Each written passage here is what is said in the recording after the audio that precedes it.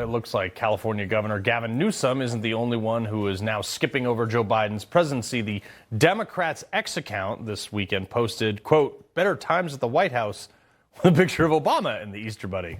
Guess they wanted to forget when Biden was lost and the Easter Bunny had to grab him and wave and then lead him around. Newsmax contributor Chrissy Clark and campus reform reporter Emily Sturge. Chrissy, it's just every time.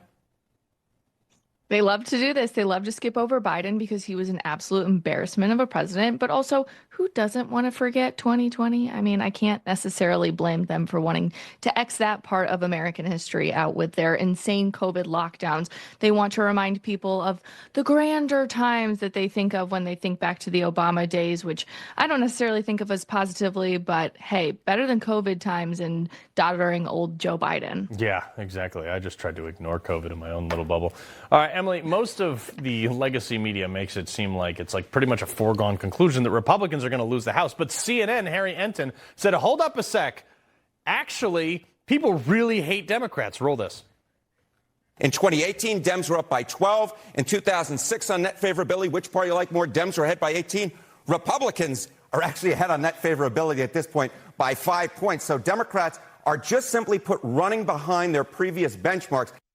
I mean, that's when you're worse than the Republicans that are doing nothing, you're really bad.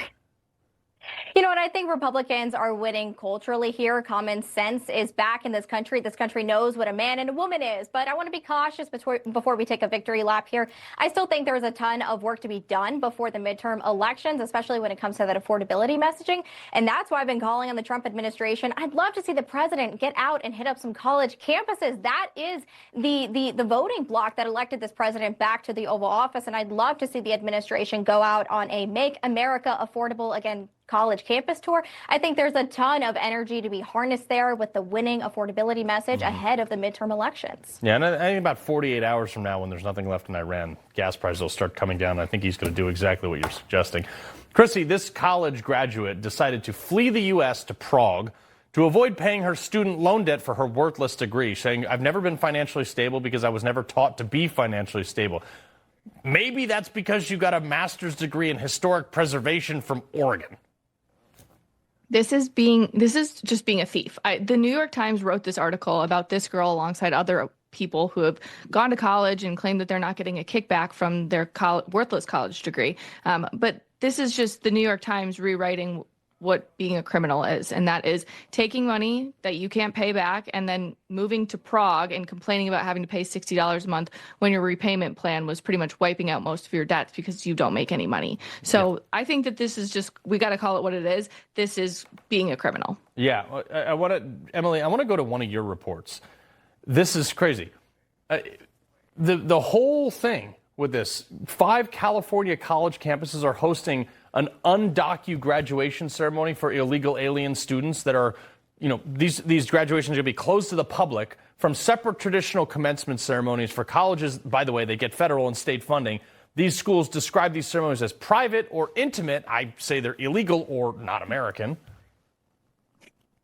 Our college campuses have become taxpayer-funded sanctuaries for illegal aliens to take refuge and then go ahead and get these special perks and treatments. And now we have university administrations outright celebrating students who are here illegally. But guess what? I'm not shocked by this because as a reporter for Campus Reform, I've also uncovered how these same exact universities have spent millions of dollars, taxpayer dollars, in scholarships and discounted tuition rates for illegal alien students, too. I also exposed that the California State University system spent $42 million in taxpayer funds to defend the deportations.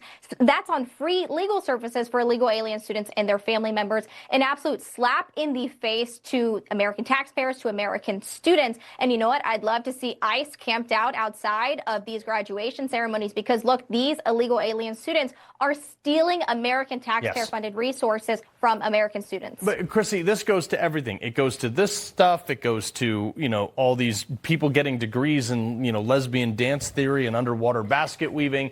It's like, how about you just, my plan, mandate 1 year of W-2 work experience before you go to college. And if colleges don't want to do that, take away their nonprofit status.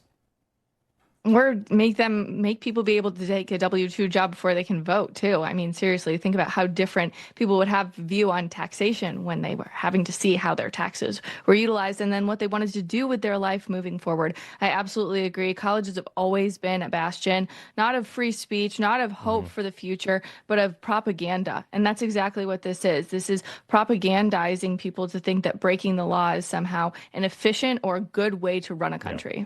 Emily, here's another thing, too, and this is like kind of I told you so. Every one of us here on this panel saw it coming.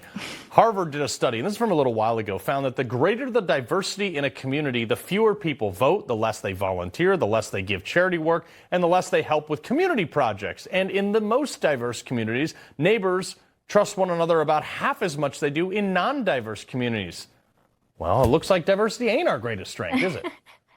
America has known for a long time that DEI was disastrous. And you know what? I'm glad to have an administration in office that's finally taking that seriously. In recent weeks, the Department of Justice actually launched investigations into a few different medical schools for using discriminatory DEI practices when it came to admissions processes. Schools like some of those in the University of California system, Ohio State University, now are facing these investigations because, look, behind closed doors, allegedly, these discriminatory practices have been going on for years and years and years, and skin color was prioritized over actual standards. I'm glad we have an administration taking note, especially in the medical field, because, of course, when you're a patient lying in a hospital bed, you don't care about your doctor's skin color. You care about his or her competency and skill level. Facts. Emily, Chrissy, pleasure as always.